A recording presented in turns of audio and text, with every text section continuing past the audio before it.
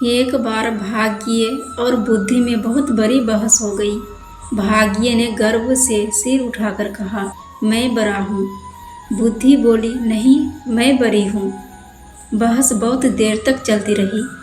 अंत में दोनों ने निर्णय किया कि बहस से समस्या का हल नहीं होगा, इसके लिए कुछ करके दिखाना चाहिए। तभी उन्हें खेत में काम करता एक किसान दिखाई दिया। बुद्धि ने भाग्य से कहा, अगर तुम इसे राजा बना दो तो मैं हार मान लूँगा।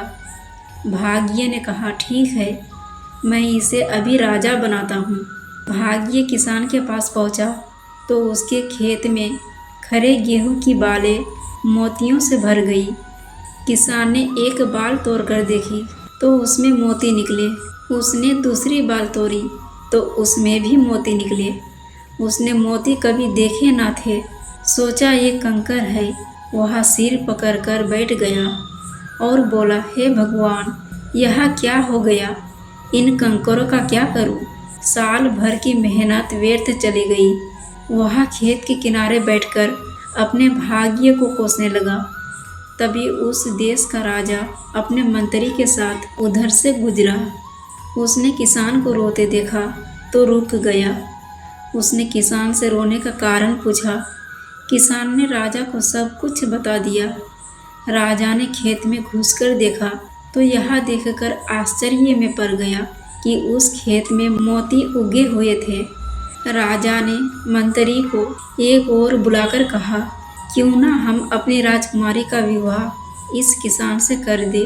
वह हमारी इकलौती संतान है। इस भाग्यशाली आदमी के साथ सुखी रहेगी।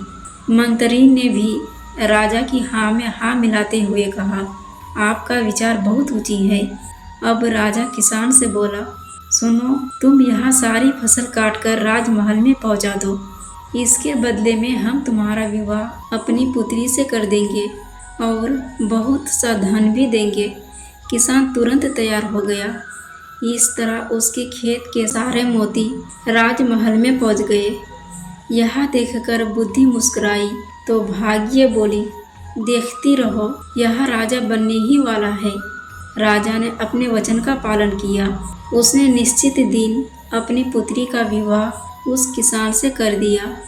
किसान बहुत प्रसन्न था। जब राजकुमारी सज संवर कर किसान के कमरे में आई तो उसके मन में विचार आया कि कहीं यह चुड़ैल तो नहीं है।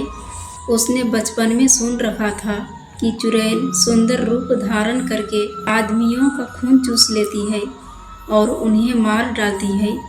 चुड़ैल के हाथ पड़ने से अच्छा है कि मैं यहाँ से भाग जाऊँ। यही सोचकर वह कमरे से निकल भागा।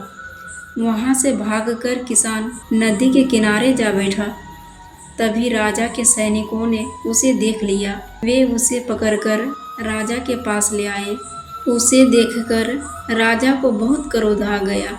उसने किसान को कठोर दंड देने का निश्चय किया।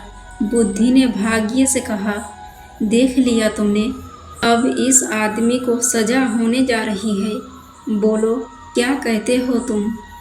निराश होकर भाग्य बोला, अगर तुम इस आदमी को बचा लो तो मैं हार मान लूँगा।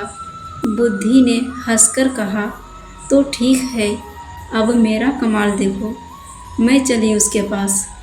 जैसे ही बुद्धि किसान के पास आई, वह बोला, राजन, आप मेरे ससुर हैं। क्या मैं आपसे पूछ सकता हूँ कि मुझे यहाँ क्यों लाया गया है? राजा बोला, तुमने मेरी पुत्री का तिरस्कार करके मेरा घोर अपमान किया है।